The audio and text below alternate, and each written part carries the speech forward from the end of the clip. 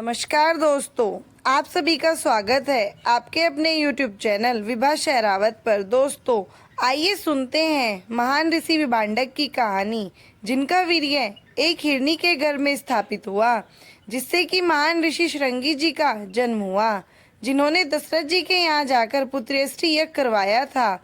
मुझे कुछ भी भला बुरा कहने से पहले दोस्तों, या अपने मन में अपनी भावनाओं को आहत करने से पहले मैं आपसे अनुरोध करूंगी कि इस कहानी को आप अंत तक अवश्य सुनिएगा।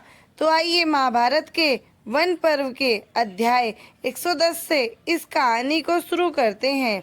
एक बार महर्षि लोमस ने राजा युधिष्ठिर को श्रृंगी ऋषि की कथा बताते हुए कहा कि श्रृंगी ऋषि का जन्म एक हिरनी के गर्भ से हुआ था और उनके पिता कश्यप मुनि के पुत्र महर्षि विभांडक थे।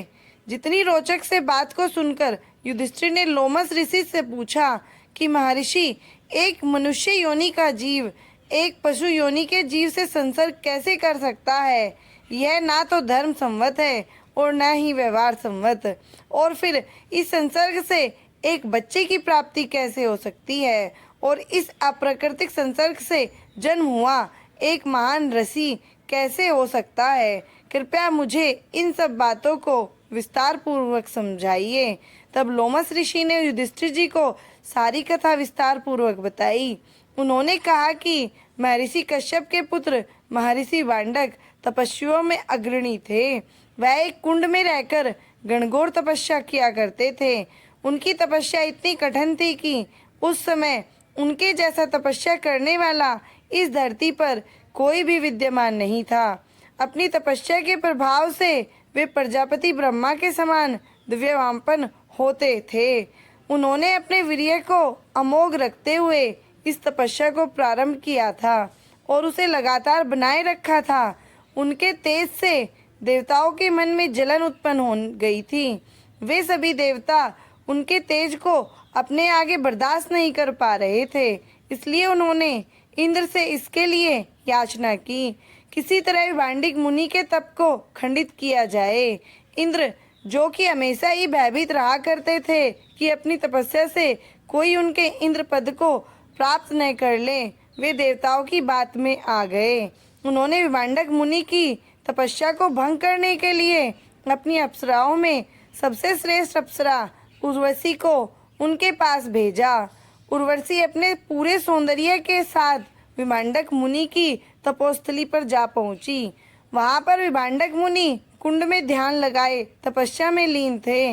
वहां जाकर उर्वशी ने अपने सौंदर्य का जादू भी खेलना प्रारंभ कर दिया। उसने सुंदर सी संगीत की ध्वनि उत्पन्न की, साथ ही अगल बगल के वातावरण पर भी उसने माधुरी का ऐसा मोहक सम्मोहन डाल दिया, जिससे कि ऋषि का मन अपनी तपस्या से बाहर निकल आया। जब उन्होंने आंखें खोली तो अपने सामने अपूर्व सुंदरी एक अप्सरा को देखा। उर्वशी उस समय अपने भाव से कामदेव को भी लज्जित कर सकती थी। उर्वशी के हाव भाव को देखकर ऋषि के मन में थोड़ी देर के लिए काम भावना का उदय हुआ, जिसके चलते वर्षों से संचित उनका वीर्य कुंड में ही प्रभावित हो गया। ऋषि का वीर्य प्रभावित होते ही उनकी वर्षों से चलने वाली साधना खंडित हो गई। दोस्तों, अगर आपको यह कहानी अच्छी लग रही हो तो कृपया इस वीडियो को लाइक करके मेरे चैनल को सब्सक्राइब कर दीजिएगा। इसमें आपको तो 2 से 3 सेकंड का समय लगेगा, लेकिन हमारा चैनल इससे जीवंत रहेगा और सनातन के लिए किया जा रहा हमारा प्रयास अन्य लोगों तक पहुंच सकेगा। तो हम आपसे इतनी अपेक्षा तो कर ही सकते हैं। अब आइए कथा पर वापस लौटते हैं। दोस्तों, ऋषि का वीर्यपात होते ही उर्वशी तो अपने लोक में चली गई, लेकिन इसी समय पर वहां पर एक जो कि बहुत ही प्यारी थी, उसने कुंड में से पानी पीना प्रारंभ किया और पानी में सना हुआ ऋषि का वीर्य भी उसके पेट में चला गया। ऋषि के वीर्य के तेज से उसके पेट में गर्भ आ गया। कालांतर में उसके गर्भ से एक बच्चा पैदा हुआ, जिसके सर पर एक सिंग था। इसी चलते उसे बच्चे का नाम श्रृंगी रखा गया।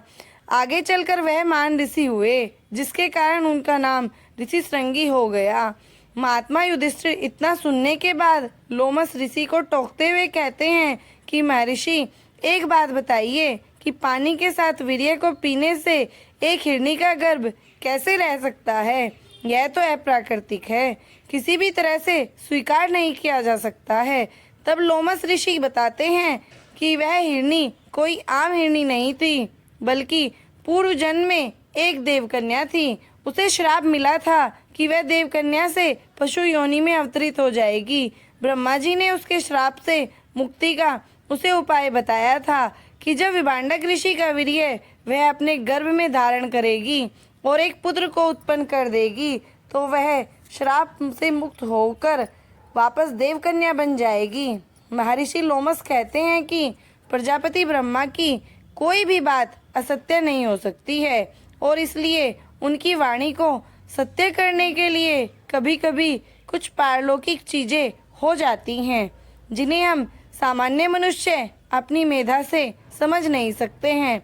फिर भी कथा को आगे बढ़ाते हुए कहते हैं कि चूंकि वह विभांडक ऋषि के पुत्र थे, इसलिए विभांडक ऋषि ने उस बच्चे का लालन पालन अपने ही पास किया।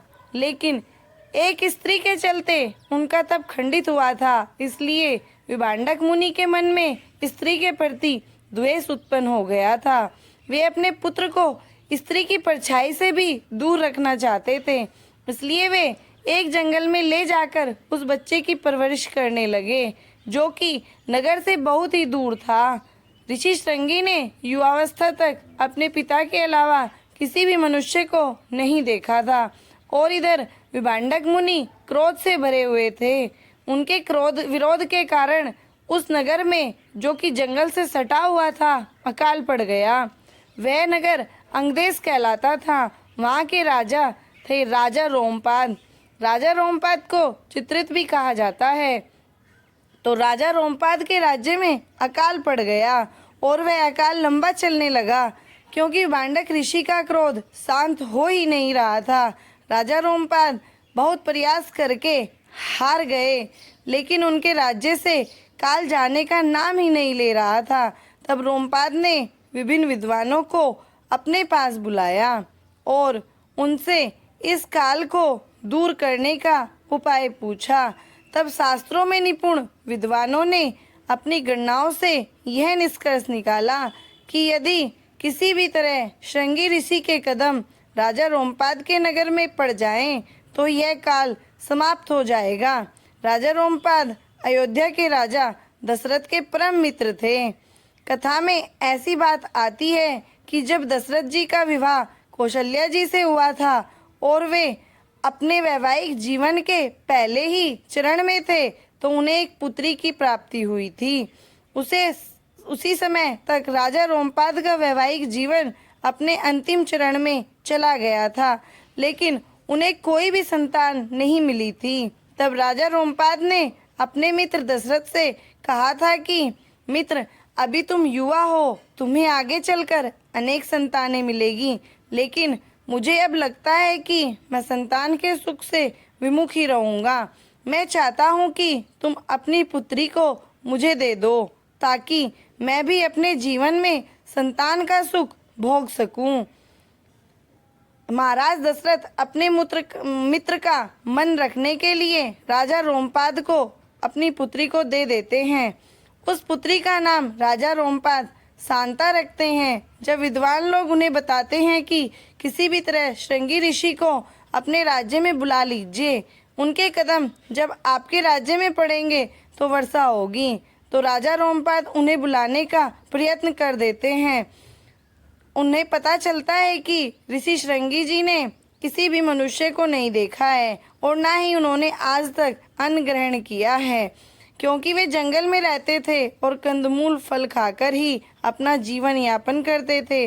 तब राजा रोमपाद ने अपने नगर से कुछ सुंदर स्त्रियों को चुन करके ऋषि श्रृंगी के आश्रम में भेजा। वे स्त्रियां ऋषि श्रृंगी के आश्रम के नजदीक ही अपना आश्रम बनाकर रहने लगी। वे ऋषि श्रृंगी के यहाँ तब जाती थी जब उनके पिता ऋषि विभांडक अपनी तपस्या करने के लिए कुंड में चले जाते थे। वे ऋषि श्रृंगी को तरह तरह की चीजें दिखाती और उन्हें तमाम मीठी बातें बताती। ऋषि श्रृंगी के मन में उनके प्रति मातृत्व का ही भाव था, क्योंकि उनका परिचय काम वासना से कभी हुआ ही नहीं था। ऋषि श्रृंगी का हृदय अत्यंत निर्मल था। वे उन स्त्रियों से मित्रवत व्यवहार करते हुए उनके साथ संवाद करते थे। एक दिन उन स्त्रियों ने उन्हें लड्डू लाकर खाने को दिए, क्योंकि वह जंगल में रहकर कंदमूल फल खाते थे, तो उन्हें शक्कर की मिठास के बारे में मालूम ही नहीं था। जब स्त्रियों ने उन्हें मोदक खाने को दिया तो उन्हें लगा कि यह कोई विशेष तरह का फल है, तो उन्होंने कहा कि मैंने अपने जीवन में आज तक इतना मीठा फल नहीं खाया है। तब स्त्रियों ने कहा कि हमारे यहाँ ऐसे फल बहुत मात्रा में होते हैं, अगर आप चाहें तो हम अपने यहाँ इन फलों को आपको दिखा सकते हैं और भरपेट आप इनका भोग लगा सकते हैं। आप चाहें तो हमारे साथ हमारी जगह पर चलिए। तब ऋषि श्रृंगी अपने पिता को बिना बताए राजा रोमपाद के यहाँ जाने को तैयार हो गए। वे उन स्त्रियों के साथ राजा रोमपाद के नगर में पहुंच गए। जैसे ही ऋषि श्रृंगी का पहला कदम राजा रोमपाद के नगर में पड़ा, वैसे ही वहां पर वर्षा शुरू हो गई और राजा रोमपाद के राज्य से अकाल की समाप्ति हो गई। लेकिन राजा रोमपाद यह जानते थे कि यह एक छल है। उन्हें डर था कि कहीं ऋषि विभांडक वापस आकर उन्हें श्राप न दे दे, इसलिए उन्होंने विभांडक ऋषि के उनके महल में आने से पहले ही कुछ ना कुछ तो करना ही था। इसलिए उन्होंने अपने भोले भाले ऋषि श्रृंगी से अपनी पुत्री शांता का विवाह कर दिया। ऋषि श्रृंगी निर्बोध थे, वीर विवाह के अर्थ को भी समुचित रूप से नहीं जानते थे, लेकिन शांता उन्हें बहुत अच्छी लगी। उनके मन में शांता के प्रति प्रेम का भाव जागृत हो गया था, इसलिए उन्होंने तत्काल ही उसके हाथ को अपने हाथ में ले लिया। इतने में वर्षा होती हुई देखकर भी विभांडक ऋषि समझ गए कि श्रृंगी किसी भी तरह किसी नगर में चले गए हैं। उन्हें अत्यधिक क्रोध आ गया। ऋषि विभांडक राजा रोमपाद के महल में आकर राजा को श्राप देने वाले थे कि तभी विभांडक ऋषि ने देखा कि श्रृंगी और शांता का विवाह हो चुका है, पानी ग्रहण संस्कार किया जा चुका है। अब ऋषि विभांडक और राजा रोमपाद संबंधी थे, फिर भी रोमपाद को श्राप कैसे दे सकते थे। विभांडक ऋषि ने अपने क्रोध का शमन किया और प्रसन्नता पूर्वक अपने पुत्रवधू और पुत्र को लेकर वापस अपने आश्रम आ गए। कालांतर में ऋषि श्रृंगी ही राजा दशरथ के दामाद थे। उन्होंने राजा दशरथ के लिए पुत्रेष्टि यज्ञ कराया था, क्योंकि एकमात्र ऋषि श्रृंगी थे जो इस यज्ञ को समाप्त कर सकते थे, क्योंकि पुत्रेष्टि यज्ञ बहुत महान यज्ञ होता है और इसे सिर्फ एक निर्मल हृदय का व्यक्ति ही संपन्न करा सकता था, जिसने कभी पाप के बारे में सोचा भी ना हो। ऐसे ऋषि केवल श्रृंगी ऋषि ही थे। कहते हैं कि तपस्या करने से उनके सर से सींग भी गायब हो गए थे और वे प्रसन्नतापूर्वक अपनी पत्नी के साथ तपस्या करने में लगे रहे। दोस्तों, आज की कहानी यहीं पर समाप्त होती है। दोस्तों, अगर आपको मेरी ये कहानी अच्छी लगी हो तो प्लीज़ मेरे चैनल को लाइक करें, सब्सक्राइब करें, शेयर करें और कमेंट करें। धन्यवाद।